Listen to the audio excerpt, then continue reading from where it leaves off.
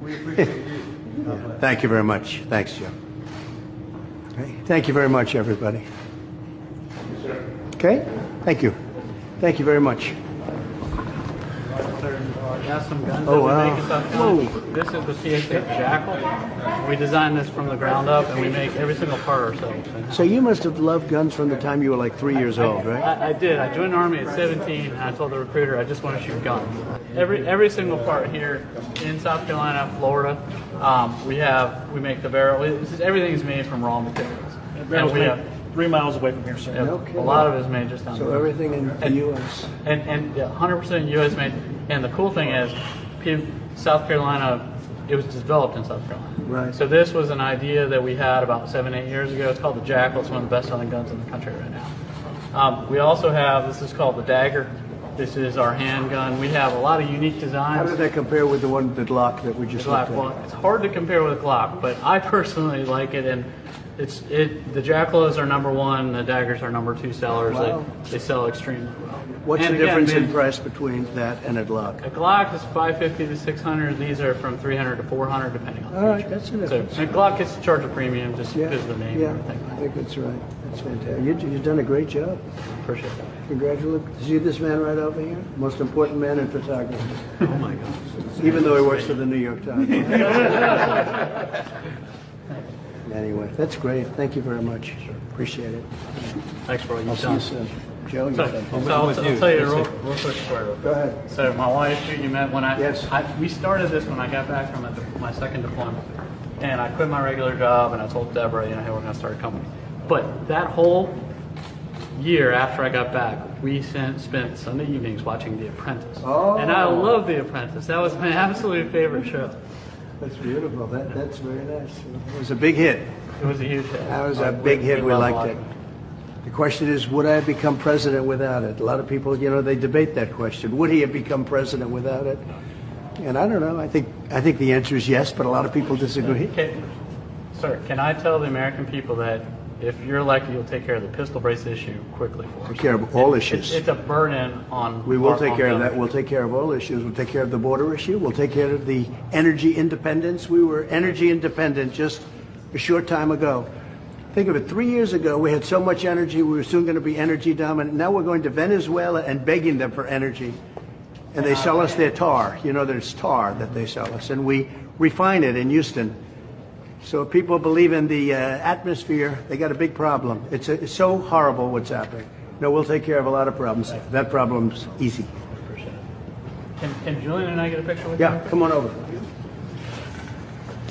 That's something. And the Attorney General, too. No, let them. Attorney General. No, let them. Let them. What a president! What an amazing president who supports the Second Amendment.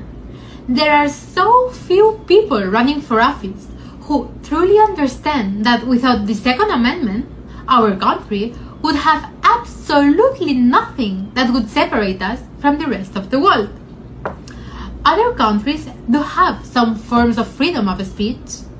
Other countries do have other things that we have in our democracy, but none of them have a guaranteed right of the people to own guns, and this gun is so beautiful and so absolutely wonderfully crafted to include Trump's face on it. Honestly, I wish I could go buy that gun because it's just so amazing. What a beautiful, beautiful piece of work that it is. And that's the beauty of America. There is nothing that screams America more than Donald Trump's face on a gun.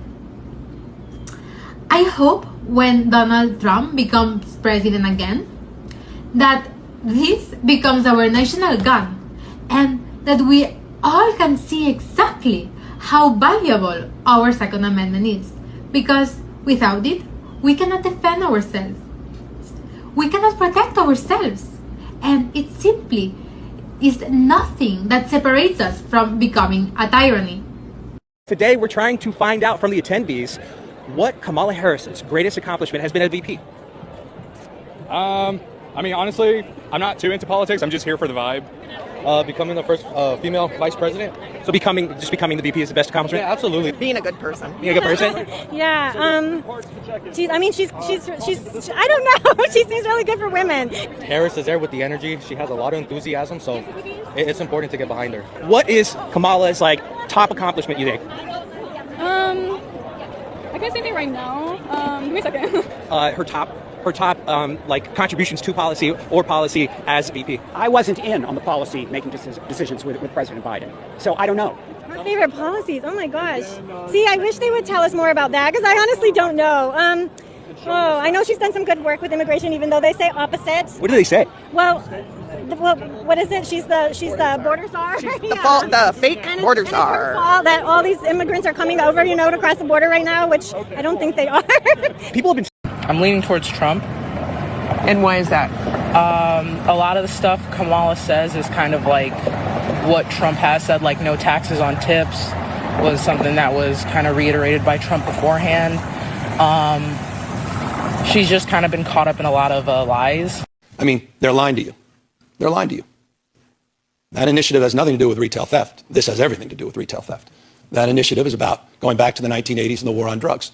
It's about mass incarceration. And don't take my word for it. Look at the independent legislative analysts who said it will cost billions and billions of dollars. Not $1 is attached to Prop 36, not one. Any of you that are fiscally conservative, you should be screaming from the rafters. Well, first of all, Governor, if you read what the analysts said about Proposition 36, it does partially have to do with retail thefts. If you have any semblance of reading comprehension, you can see that it gives people a higher sentence if they've been convicted of retail thefts previously, even if they stole under $950. And guess what? People are tired of the crime here in California. Small business owners. Look, I've got family members that own businesses that have gotten robbed where there was no one to go after these criminals and prosecute them because of the soft on crime policies in this state. Literally 3 7-Elevens were broken into after you gave that speech. So what do you think you're doing there? You're signing 10 bills that have had no input from the public. Instead, we're taking to the ballot box because you don't want to make the reforms that need to be made. And unlike what you're saying, there is room for rehabilitation. Make crime illegal again. Fox News alert. A Secret Service counter sniper is predicting another assassination attempt before November. In an email obtained by Real Clear Politics, a Secret Service agent with 20 years experience on the counter sniper team is announcing he's going to blow the whistle until all of his supervisors are fired. The counter sniper says his mission is to prevent another JFK-style assassination. And the only reason that hasn't happened is because they've gotten lucky. He says Secret Service leadership is corrupt and states clearly, quote, "We all should expect another assassination attempt to happen before November. We've exposed our inability to protect our leaders due to our leadership." After this email went public, it was wiped off the Secret Service servers. There's a massive cover-up underway, and it spilled over into Congress. After Cheadle resigned in disgrace, her number 2 got promoted and testified today that the Secret Service screwed up, but the local police, it was really all their fault.